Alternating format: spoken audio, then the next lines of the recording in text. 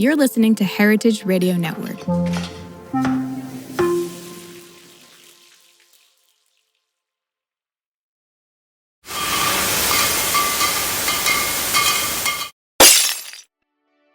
Welcome back to Business of Drinks. I'm Scott Rosenbaum. And I'm Erica Ducey.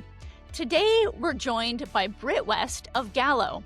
Britt joined us previously on episode 35 to talk about High Noon and Gallo's spirit portfolio.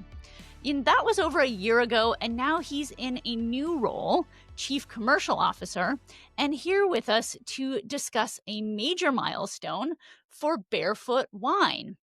Now, in 2025, Barefoot celebrates its 60th anniversary, which is hard to believe. And it's pretty astonishing to see how far this brand has come. When Gallo acquired Barefoot in 2005, it was a 600,000 case business. Today, it's more than 14 million cases annually, making it the #1 wine brand in America by dollar sales. And what's even more impressive is that Barefoot continues to grow year after year. Of course, it is never easy to grow, but that is especially true when you're already a massive brand. So, the question is, what smart strategies are continuing to propel the growth of Barefoot? Gallo's multi-pronged approach kind of marries the success of the established brand with consumer-driven innovations. So the brand's core lineup of fruit-forward and approachable varieties like Pinot Grigio and Chardonnay, that remains strong and continues to recruit new wine drinkers. But in addition to that, Barefoot has also leaned into developing new products like its Fruitscato, its Barefoot Bubbly, and its bright and breezy low-calorie wines. We are also seeing new formats like a resealable 200 milliliter Tetra Pak. In short, the brand is meeting today's consumers in the moments and places that matter, whether that's a Tuesday night at home, a weekend beach day, or a tailgate.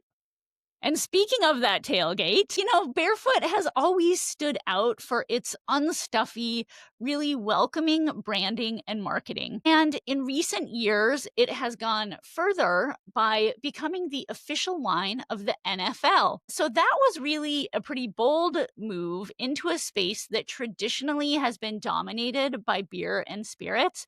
And it has paid off, bringing millions of new consumers into the wine category and boosting retail velocity. They've done campaigns like the Bandwagon Box with Donna Kelce, who, yes, is the mother to Travis Kelce and Jason Kelce. And those types of campaigns have shown how the brand can tap into consumer culture and make wine feel relevant at some of America's biggest occasions. Britt really dives into how Barefoot continually stays relevant over its 60-year history and how it's evolving for the next generation of wine drinkers. He talks about how longtime winemaker Jen Wall has shaped Barefoot's wines over 3 decades, keeping them consistent and approachable, but also aligning with consumer taste across multiple generations. He also unpacks how Barefoot continues to lead the category in recruitment, welcoming an astonishing estimated 2.6 million new consumers into wine just last year.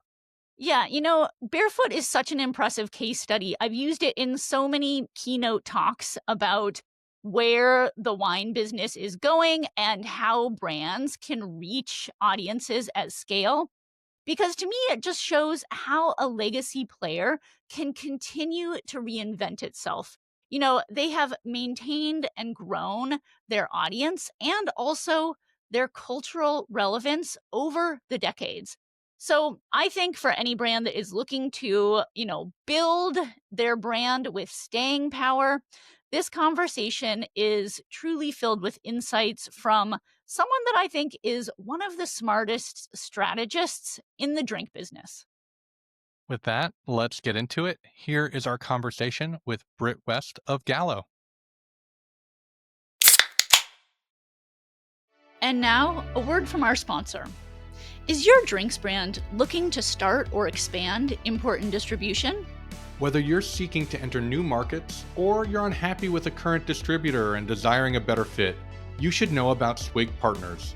Founded by industry experts Eric Siegelbaum and Amy Troutmiller, Swig takes the guesswork and the legwork out of distribution strategy.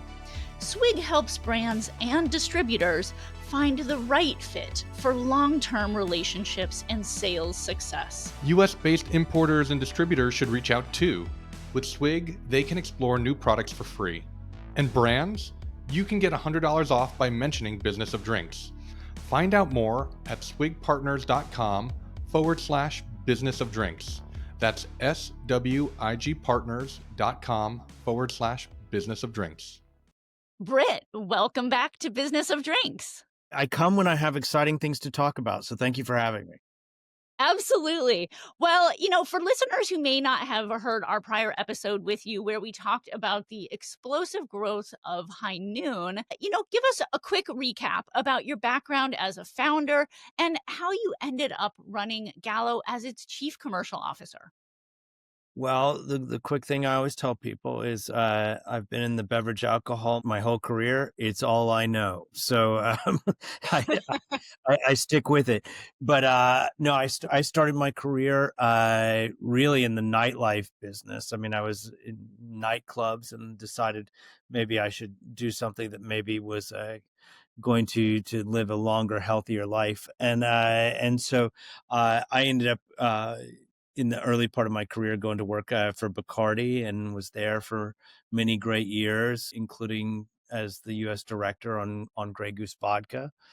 Then I was an entrepreneur for 11 years and working primarily with startups and starting new brands of beverage alcohol, some that went great, some that did not go so great. I was introduced to Gallo in 2013, and I spent 5 years doing consulting work for Gallo as they were looking to build out their spirits portfolio. Joined in 2018 as the general manager of spirits, and now today, as of about a year ago, I now am the chief commercial officer overseeing wine, spirits, beer, RTDs.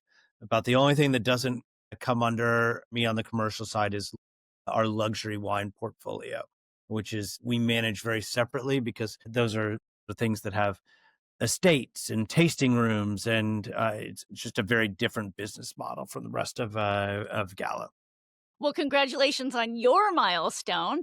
And today we're going to be talking about another big milestone, which is Barefoot's 60th year anniversary.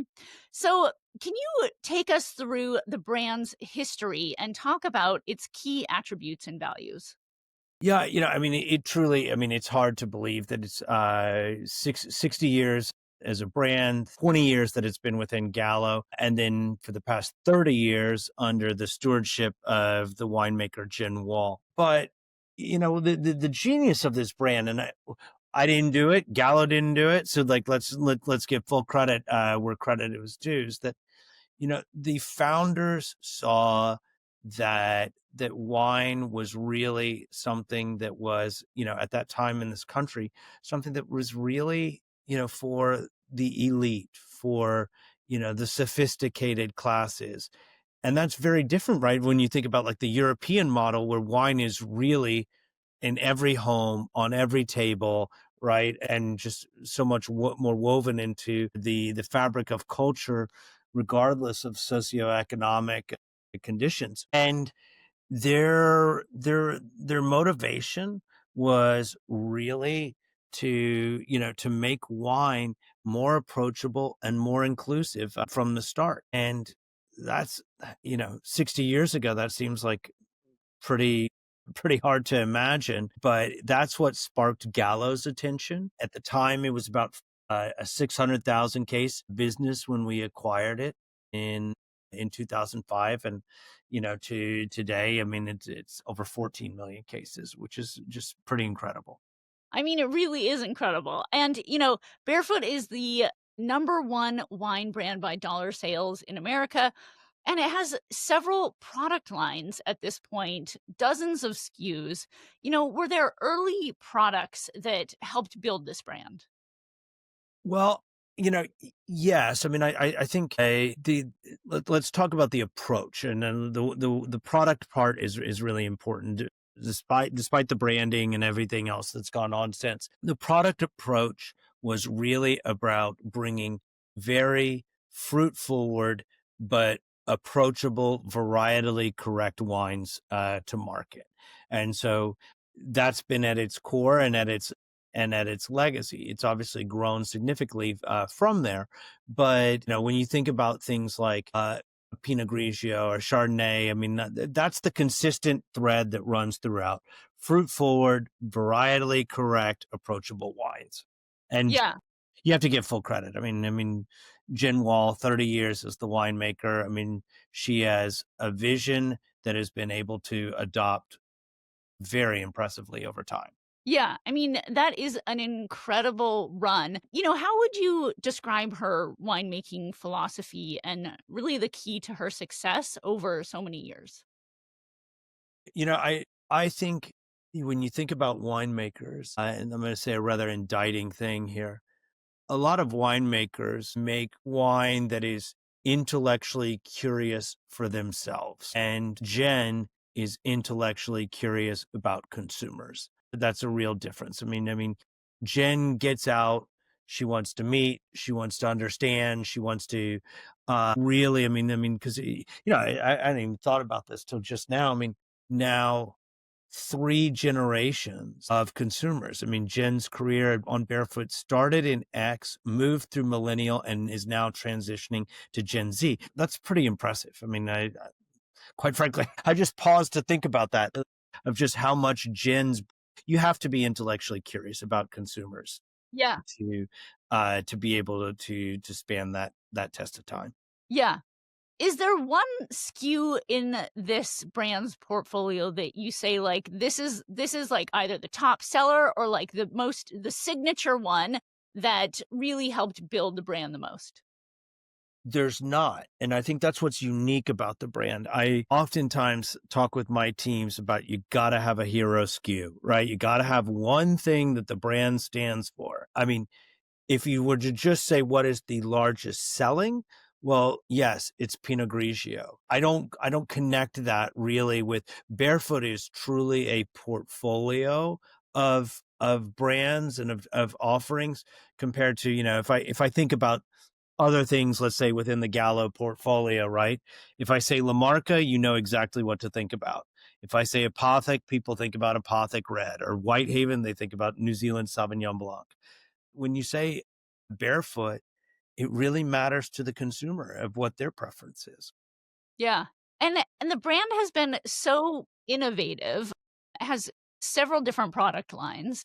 You know, I was curious to hear, how does Barefoot develop its new innovation products? Are they led by an innovation team or consumer insights, or is it sort of a broader organic ideation? Like, how does the team approach that? Yeah, I think you can always either, you know, match a product to a consumer or a consumer to a product. But a lot of it has a great deal to do with um, listening, being in market, and trying to truly get behind the consumer need that they're expressing. Uh, so, to use a really good example, for our loyalist consumers, right?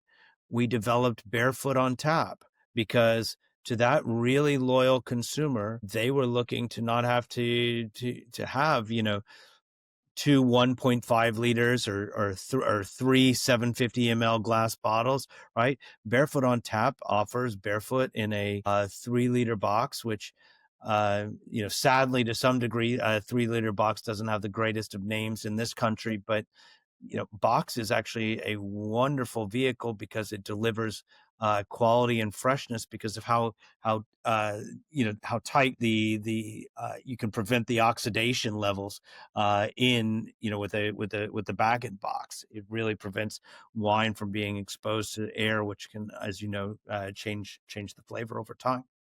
Totally. Well, let's talk about some of those other innovations. So I just saw that Barefoot introduced a new 200 milliliter Tetra packs, and also has single serve bottles. So tell me about those formats and who do they appeal to? Yeah, the 200 ml Tetra is really fascinating as we think about how we're going to move in and stay relevant with Gen Z, because the 200 ml Tetra is really, as we see, the move towards single serve, right? And you can look, whether it's in RTDs or what the industry is now calling RTS, as ready to serve. The desire of the consumer, especially as consumers, are getting married later or partnering later, right? I mean, it may be to just have one glass of wine at home on a Tuesday night, and a 750 ml is pretty prohibitive, or a 1.5 liter is prohibitive in that regard. What we saw about Tetra is, let's talk about first, in retail and that single serve, kind of grab and go moment. There was a new occasion that wine could help spread itself into, that's more attuned today to how we eat, how we work, how we celebrate. And so that piece was really critical. I think the other exciting things about Tetra, compared to even kind of the 187, and which has been a traditional size in wine, the exciting thing about Tetra too is where it can go, right? It's perfect for by the pool, at the beach, right? It's resealable. One of the things about the 200 ml piece, as well, is that compared to cans, which would be the alternative form for a single serve format, Tetra is actually a better product because it has um, less ability for seepage, for air, and like a product quality control is much better in Tetra. And so we believe that it's going to be a big wave of the future because we can consistently offer a high quality product in a single serve format, which has been a little bit of the barrier for wine, quite frankly. Yeah, definitely. Well, let's talk about a couple of the innovation products from the one that comes to mind is Fruitscato. So this wasn't on my radar. Tell me a little bit about how that came to be. Yeah, there, and you see it. I mean, in other countries, it might be called a something actually, like a sangria or something. But this is about fruit forward flavors in wine, and I think it again. It brings in a consumer who almost is looking for more of that ready to serve experience, and really allows you to kind of barefoot your way. I mean, there's flavors in Fruitscato that are peach, is by far the number one seller in it, but as well blueberry, strawberry. I mean, these are opportunities, where other alcohol types have the ability to really vary flavor more widely, on some level than wine does. But this allows the consumer who's grown up with strong flavor cues, whether it's in their non-alc or in cocktails or other things, it allows them to participate, but through wine. And what we've discovered is it's really a very approachable way for people to enter the wine category. Yeah, definitely. So accessible that, I think that there's it just gives such a broader palette. You can think of it as an artist palette, right? Like more colors in the palette sort of thing. Completely. Yeah. What about Bright and Breezy? What was the thinking behind that introduction? Sure. Bright and Breezy was a bit around this low calorie direction that we saw coming into the wine industry. Um, we introduced it in I believe in 2024, and the the idea was really like capturing that lower calorie, slightly lower ABV moment for kind of the wellness minded shopper. What we've learned, I think, that since then was that it really for Barefoot wasn't necessarily bringing in a new consumer into Barefoot. what it was is it was just expanding the barefoot consumers' desire on potentially different days of the week, different moments in their life. That's really kind of one of the things that we've learned along the way about the bright and breezy subline. Yeah, yeah. Well, I'm curious, you have the benefit of looking across the entire portfolio and really understanding what is moving and where the trends are happening. What trends do you see among the barefoot products that are growing the most? Is it the lower alk? Is it flavored? Is it single serve? Like, what are the bright spots? Yeah, it's very interesting. I think there's been a lot in the media about wine's struggles right now as a category. But when you look at our core, and by that kind of like the core, what we call barefoot cellars range, stuff that comes in a 750 ml or a 1.5 liter, right? That is traditional varietals, right? Our core range is actually coming back and growing. So we're pretty excited about that core range because it really, in our minds, lends itself well to reflecting the future of wine because it shows right that core range continues to recruit, continues to be approachable, continues to bring new people into wine, which really at the heart of the wine industry's challenges, and I've written in various industry publications and things about this. At the heart of the wine industry's challenge is that other categories of beverage alcohol have been more focused on recruitment and bringing new people into their categories, more so than wine. The way I like to describe it is often that the dollars were going up because wine was premiumizing, Mhm. but nobody was worried about the base of future consumers and how we're going to bring future consumers into wine. And nobody does that better than Barefoot. I mean, the data shows even just last year, for all the wine industry struggles, Barefoot welcomed 2.6 million new consumers into wine, which is staggering, That is incredible. quite frankly. So Yeah. I wish I could take full credit for it, but there's a team of mighty people in our sales organizations, our marketing organization that are really, that do the heavy lifting. Totally, totally. And I saw something about a new packaging refresh rolling out for that core sellers line. So tell me about that. What changes can we expect to see? It's super exciting. It's first time we've touched the packaging in at least as long as I can remember, in close to 20 years. So, when you touch something as iconic as that packaging, you obviously have to be very careful. But I think there were a couple things.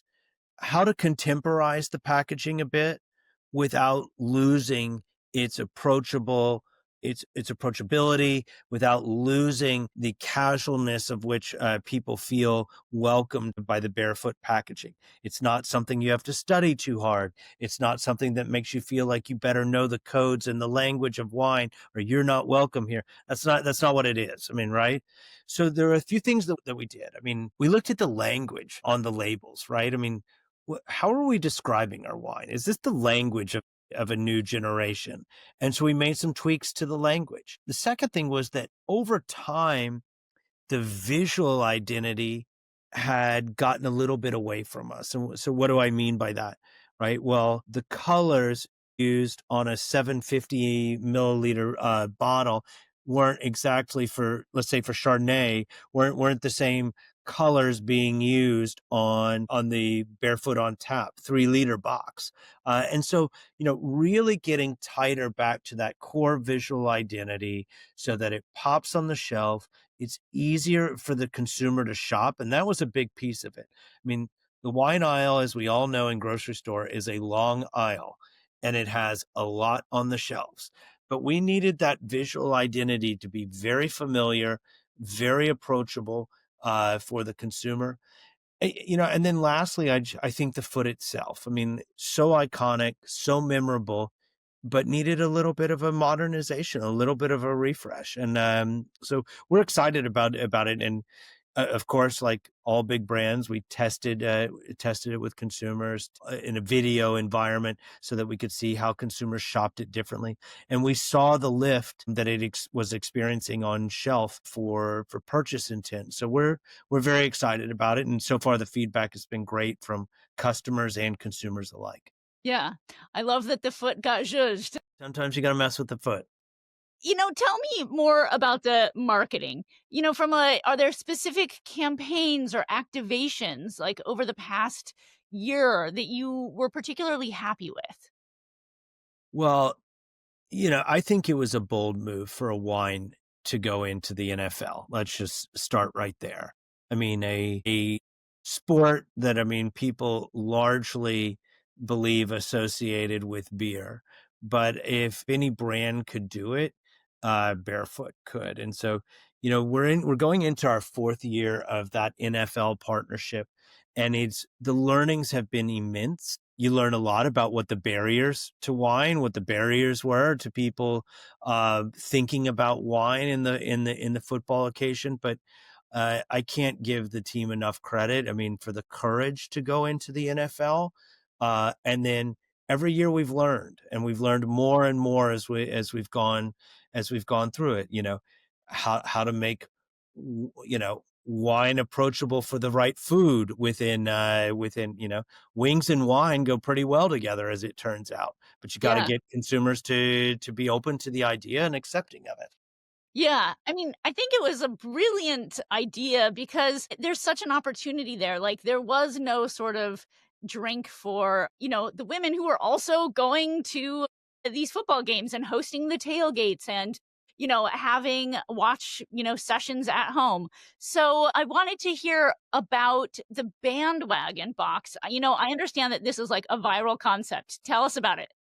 Yeah, so the bandwagon box is an activation with Donna Kelsey, and I'd probably need not say more about, like, who she might be attached to. Um, but it really was, right? I mean, right? Donna's been in the boxes. You always see her up there, and the concept really emerged in the 24 season. Right as that peak, viewership was hitting the NFL, but also the wives and partners and girlfriends of NFL players were also getting a lot of press going into that. So the campaign around the bandwagon box was to, offer, a consumer the opportunity to sit with Donna and Jen Wall, our winemaker, and really kind of, experience what it's like to be part of the bandwagon. And so we did it the first time in a Philadelphia versus the Kansas City Super Bowl rematch.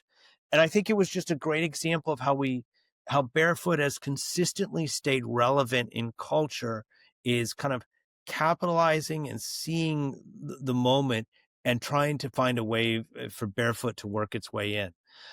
So that's something that, that we've looked to repeat. Last year, we introduced it as well, like with Simone Biles, another famous wife of NFL players, and it's really like all great marketing. I think there's the need for the consistency in the approach, because something starts as this really small idea and grows. And I think we believe the bandwagon box can be one of those items that, you know 10 years from now, uh people are it just becomes bigger and better, every single year. Yeah, yeah. I saw one interview with Gallo leadership talking about how the NFL partnership had brought Barefoot an estimated 4.5 million new consumers and drove a 7% lift in retail velocity, which is astounding. So, just in terms of what to expect this year, are there any new activations or things we can look forward to? Yeah, one of the things is we're expanding. The NFL is one property, and then you get past that, and you start to deal with each team. And as everybody knows, I mean, the local relevance and the local impact of the league, but then on the ground level, right, it's about your team. We've expanded a number of the partnerships and is now up to 12 teams. So we have the Rams, the Saints, the 49ers, the Bills, the Bears, Bengals, Carolina Panthers, and the Eagles. I mean, this is really about, okay, so you think about you walking into your local grocery, your local store, and just being able to merchandise around a such a passion point for these cities is tremendous. And so that's a big part of how we've thought about expanding it. Yeah. But beyond that, we're continuing on, like, how do we continue to drive trial? How do we get people to think about Barefoot in a different light? So we're launching a tailgate series with Betches, which, unbelievably successful podcast. And I kind of continues to build on that. Hey, guess what? Women watch football too, and women participate in tailgate. So that should be exciting. And then Vine Pair, we're going to be doing a series of Monday night football events. Fun. Yeah. All right, so we know that Barefoot is winning the tailgate and Monday Night Football. Is there any data around other types of occasions where Barefoot is winning, whether it's like, casual outdoor gatherings, backyard barbecues, that sort of thing? Yeah, I mean, that comes into the format style a lot. And, you know, the approachability of it makes it that it really for, a wider number of usage occasions, compared to, I'm making this up, but I mean, yeah, the $30 Cabernet uh, feels like a special occasion, right? And a special meal. Whereas, the everyday enjoyable Barefoot, we have the formats now, I think, and the opportunity to be able to expand that. So, the larger party, right? We've got formats that work for that. But then you go to New Year's and you think about, well, that is a moment where we need to pop corks, no screw, not the same, just screw top caps and things. And like, then we have Barefoot Bubbly that really helps us ring in the new year and helps us celebrate in the right moment with the right friends and the right family. So I think that's been core to the brand's success, is this approachability, but combined with meeting the consumer where they want to enjoy Barefoot, and coming up with solutions of how Barefoot can fit into their world, not making them fit into Barefoot's world. Yeah, yeah. Well, let's talk about the customers. So, what demographics over index for the brand, whether generational or demographic or lifestyle perspective?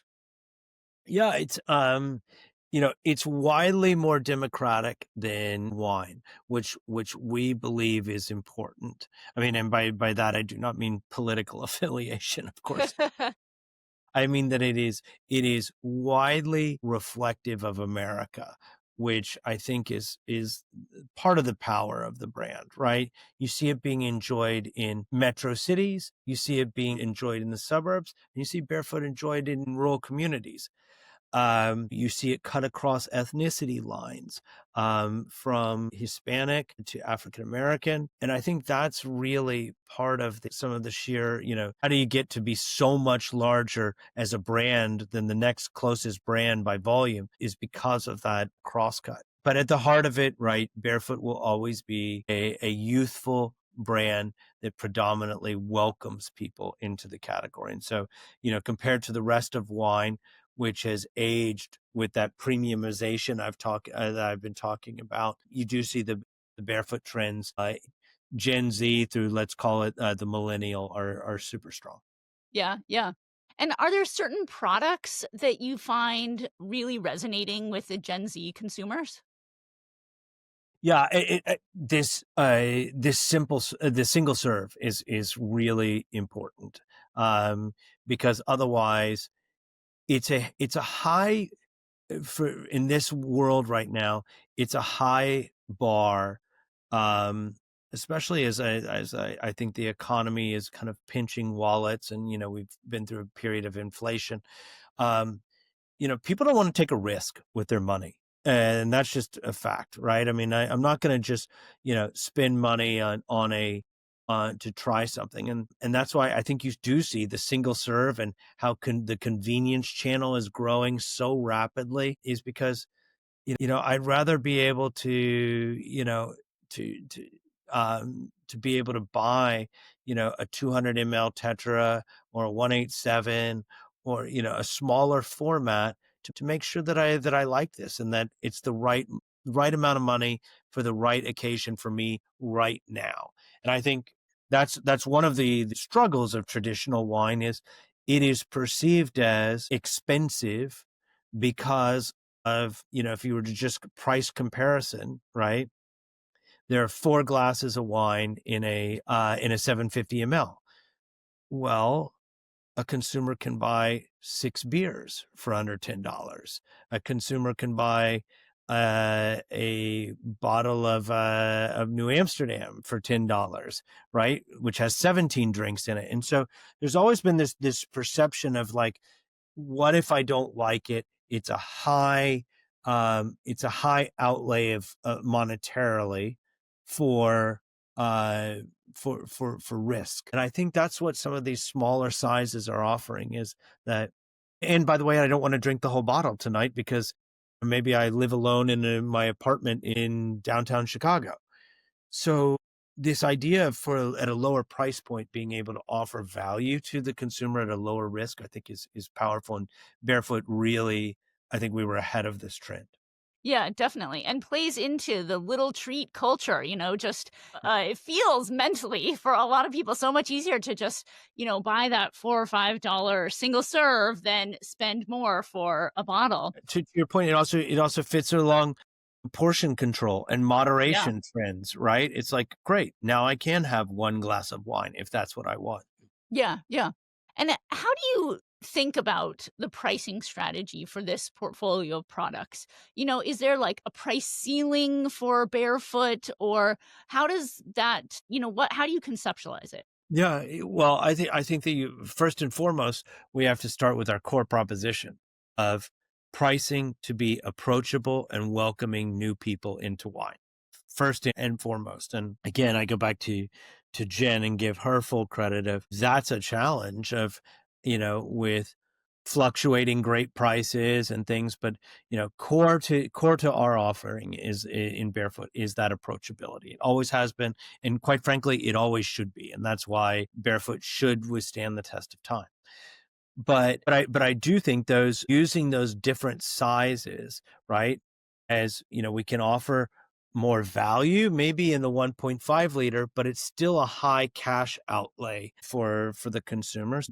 Thinking through Tetra and offerings, I mean, that's where it allows us to be more competitive on a price point, especially as we know that Gen Z drinks across total alcohol beverage. They're not as loyal as in the past, that consumers have been to just, I'm a beer drinker, or I'm a wine drinker, or I'm a spirits drinker. People really, they drink across categories, and therefore they price compare across categories, and we have to remain competitive there. Yeah. You know, in thinking about Barefoot's performance, what metrics are most important to you? What type of numbers are you looking at weekly or monthly? There's obviously the quant metrics, which, not unlike anybody else, right? We're looking at velocity, we're looking at reorder rates, we're looking at dollars per week per store, right? I mean, those are just, the super, common metrics. But I'll tell you, for me, I look at the qualitative metrics a lot, and we study a lot the feedback that we get online, on social media, even our old school like call-in sites, right? And the emotion that Barefoot continues to elicit is incredible. And I look at, like, positive to negative comments and things, because I see the way that consumers, just to use an example, I mean, people writing in talking about how Barefoot Bubbly was a part of their wedding day, right? Or Barefoot was a moment that, of experiencing great friends together, right? Those qualitative metrics to me are super valuable, because I do think it shows the relevance you are in your consumer's mind. Yeah. Yeah, absolutely. And I was curious about growth. So, for a brand this big, how do you think about growth? Like, how do you keep finding new opportunities? Yeah, it's hard, but it all starts with staying relevant. And I'll go back to giving Jen credit of making wine styles relevant for multiple generations. I mean, all kudos to her. But the marketing has to be relevant, and the formats have to be relevant. I mean, you know, if you had told me even 10 years ago that we'd all be headed towards smaller single serve, I don't know if I would have believed it, but it is that relevance factor. And, the convenience channel was not a particularly important channel for wine historically. When you think about it, right? It was grocery that mattered, or on premise and the restaurant that mattered. But convenience is huge now, because there are more and more people who are popping in as convenience have upped their food offerings. There are people that pop into convenience to grab their meal for the night and an alcohol beverage. And so that is highly important to our consumers. So I think it's relevance, and relevance by channel, relevance for the consumer, relevance in format, and relevance in taste and style. Yeah, and I think, just thinking about, the online presence, I mean, I was kind of astounded when I went to the website and there was Sauvignon Blanc with jalapenos on it, right? Which is like a really recent TikTok trend, like within the past 6 months, and it was already up there on Barefoot site. And I think the social team does an incredible job. I remember one post I was looking at was basically an afternoon wine walk, like take an afternoon wine walk. And it was someone packing up a little bag of like goodies, and they were about to go for a little sort of like abbreviated picnic walk with they had poured some wine into a thermos and they brought their little like plastic cups. And it was just like, kind of introducing consumers to a new way to create a little occasion. And that just seemed so emblematic to me of the larger social strategy and marketing strategy. So, tell me a little bit more about that relevance. Like, how do you maintain that? The good news is, right, we used to have to do like massive focus groups and try to find these things. Now it's every day in front of you, right? I mean, if you look at the way people spritz with Barefoot Bubbly, the way, people, I mean, serving wine over ice with, with mixers. It's all out there for you right now. And I think it's a matter of being really in tune. And it also is accepting that ideas bubble up from all kinds of places. I mean, it's one of the things that's great here at Gallo. The size of the sales organization really allows us to hear and actively listen. And they're very participatory in the marketing, in the sense that sales bubbles up ideas and trends that they see and that we can jump and latch onto. But certainly social media is your direct viewership for consumer behavior. Yeah, yeah. All right. Well, starting to wrap up here, if you were advising an up and coming entrepreneur in the drinks business on how to build a brand with staying power, since you have done it many times, what advice would you give them? I find that there are people who focus extensively on their liquid and completely think about the brand and their packaging last, and how that's going to behave in the wild. You can have the best liquid in the world, but if you can't get somebody just at shelf to pick it up, it's very, very hard, because trial at the end of the day is just so key and so critical. I was talking to a non-alcohol colleague of mine in the non-alc beverage space, who was telling me that the rule of thumb in non-alc is that you have to get someone to try your product 12 times before they'll become loyal to the brand.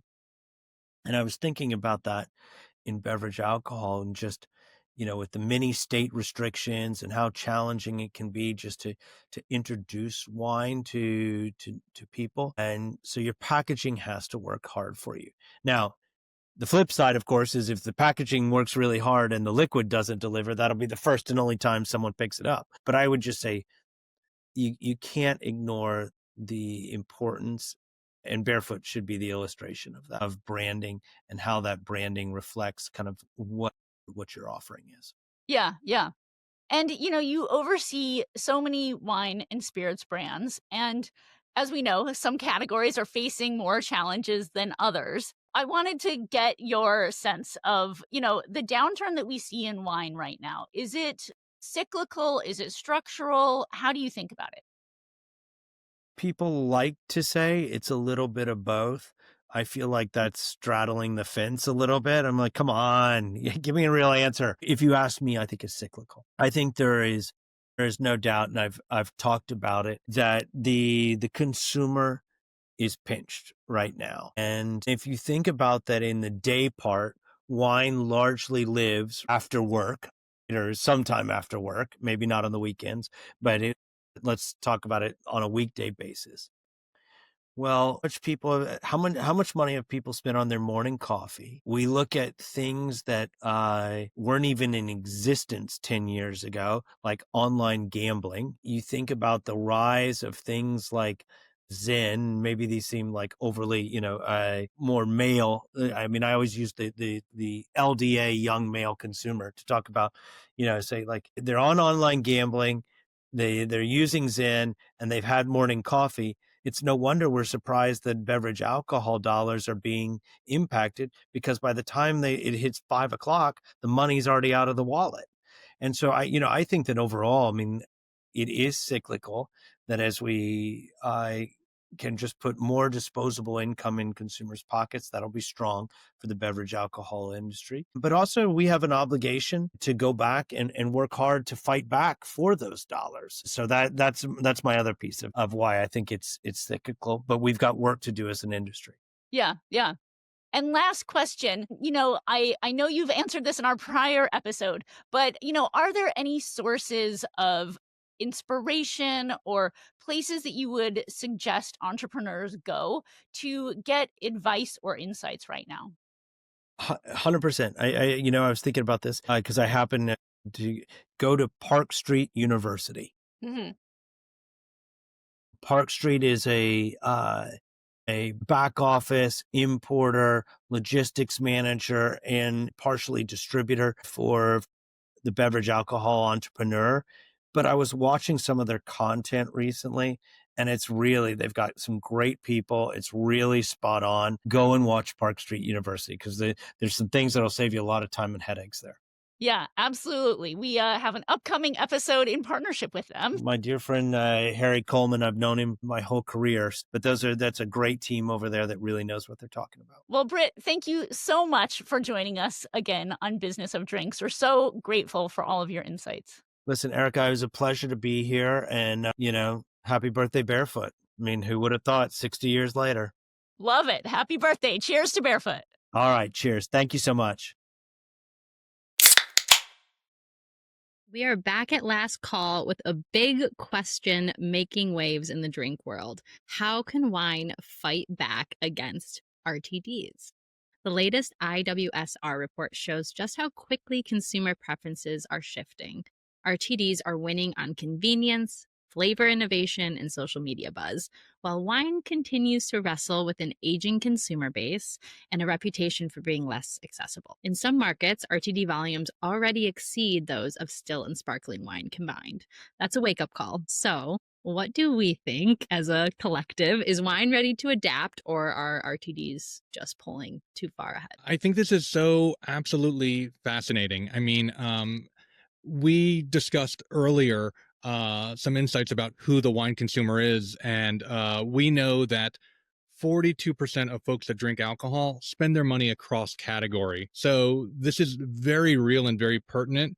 The idea that they might be a different consumer is just not true, particularly because 2/3 of that 42% account for the value that drives those sales. So it is a very real and top of mind issue that RTDs are outpacing and cannibalizing some of wine's market share. This, combined with the fact that we know that the wine industry has an age problem, it is not appealing to younger consumers, as we've discussed time and time again. And RTDs are competitive They have less friction. They meet consumers where they're at because they don't require a corkscrew or a glass. They're often served at the right temperature, which is chilled, which might not be the case if you're getting a glass of white wine at a music festival. Yeah, definitely. I mean, I think, this report sort of reinforced a lot of stuff that we know, which is, Gen Z makes up 12% of still wine drinkers,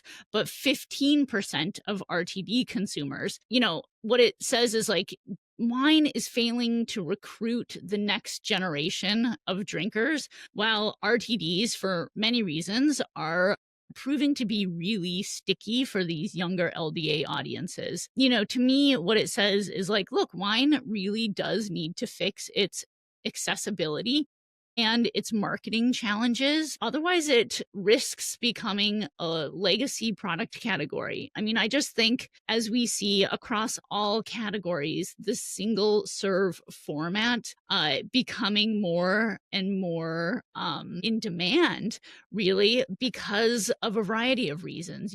As we discussed in previous episodes with Rabobank and many others, the Gen Z generation is broke at this time. So those little treats, the affordable indulgences, the single serve, that is really what a younger audience is looking for. And wine does need to respond in a more effective way. Yeah. And this made me think about a conversation that I had with Evan Burns from the Finnish Long Drink in episode 62, where he sort of turned the tables on me and asked me what I think wine could be doing better. And when we were talking about, moving fast, breaking things. And in a lot of scenarios, wine can't really move faster or be any flashier than RTDs. There's the issue of it being a one time per year harvest for this product, right? You can't move that fast when you're waiting for your grapes once per year. But that doesn't mean that you can't adopt that mindset in a way. And I think that's what we've seen with some successful wine brands that we've had on,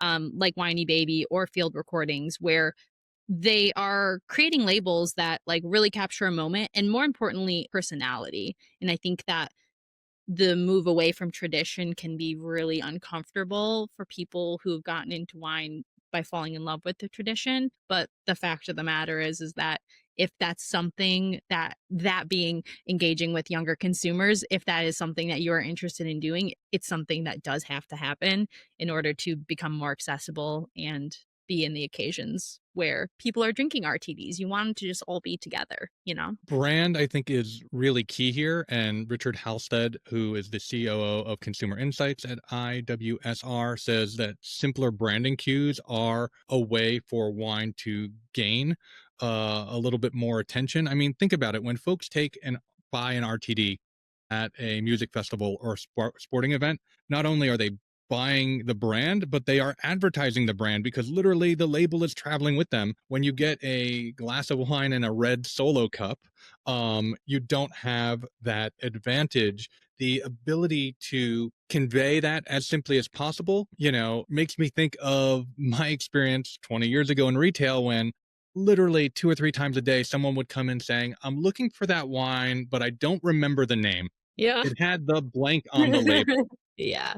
And that's something that RTD is winning at, that wine could win at if it maybe took a less wine-like approach when it comes to branding, labeling, and marketing. There's an opportunity here around more modern packaging, simpler branding that feels more in line with CPG products. You even look at Beatbox. I mean, it really does almost look like an energy drink or something. And it's that wine punch, more or less. But, that also points to accessible flavor cues. Like there's all of these sorts of things that wine brands could be leveraging from other categories to help them connect with younger audiences who are already familiar with those types of branding cues. So huge opportunity there. Really, it's reinvention, right? Reinvention is essential if wine wants to connect with the next generation and avoid further declines. We can't expect that,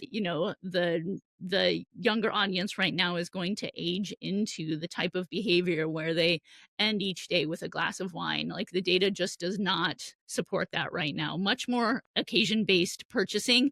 And for that, there needs to be more formats available. And it's up to brands to retrain consumers on how their specific alcohol fits into their lives. And I just love what you said, Scott, because I'm thinking about that. I mean, if you follow me on Instagram, you know I'm posting a lot of the drinks I have. And yeah, the wine just doesn't get its shout out that it deserves unless I'm standing there holding the bottle. And I'm not doing that at the baseball game or at the park. So anyway, that's some food for thought. And we're going to call it there for today. So thanks for joining us on the Business of Drinks. Please follow us on Apple, Spotify, or YouTube, and tap the notification button so you'll be the first to know when we drop a new episode. Please help us spread the word. Click those star ratings and share on social. It really does help us find some new listeners. And finally, if there's a topic you'd like us to cover on the podcast, just tell us. We are available in our emails at podcast@businessofdrinks.com or in our DMs on Instagram and LinkedIn. We do respond to our messages, and we really look forward to hearing from you.